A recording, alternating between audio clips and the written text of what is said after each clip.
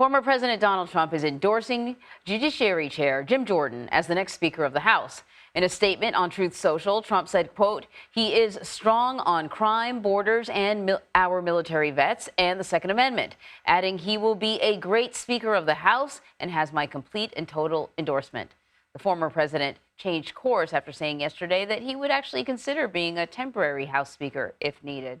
Nikole Killion is joining us now from Capitol Hill to talk about this. So, I mean, in a way, it's not stunning that Trump would endorse Jim Jordan, though the other individuals who are also running for the position are Trump supporters as well. But the big question is whether or not an endorsement from Donald Trump will help or hinder.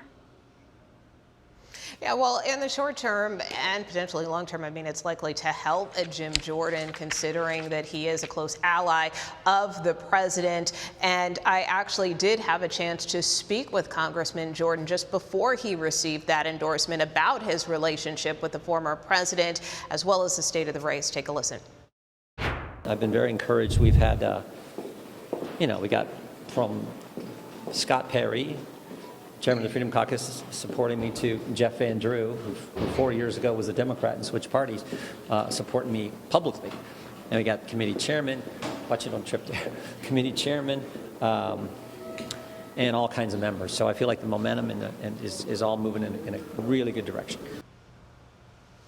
So Jordan feeling pretty good about where things stand, and obviously this Trump endorsement is just another feather he can put in his cap. Majority Leader Steve Scalise did weigh in on the endorsement a short time ago, saying that, there are a lot of friendships in this party, but at the end of the day, he feels that he is more stronger positioned to be the consensus builder within his party.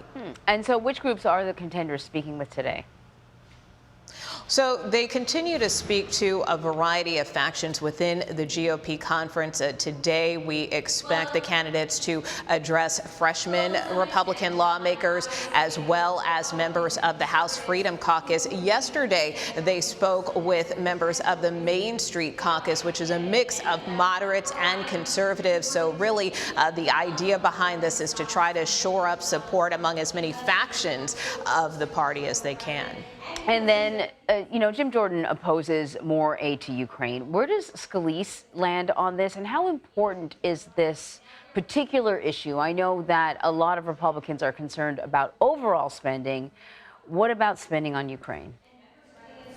Well, what Chairman Jordan has said is that he believes that if he were Speaker, he would not necessarily bring Ukraine up first. He is taking the position that border security really needs to be dealt with before anything else. And he said, the Senate can send us over something, but at the end of the day, he believes border security should take precedent. Granted, that's an important issue as well as far as Steve Scalise is concerned, but he has shown more of a willingness to be more supportive of Ukraine. But this is really something that's very troubling for the White House. We heard earlier this week from President Biden, who said he's going to deliver a major speech on the issue of Ukraine, emphasizing that this is something that has bipartisan support and warning lawmakers that brinksmanship and the gamesmanship should be taken out of it. All right, Nikole, thank you. You bet.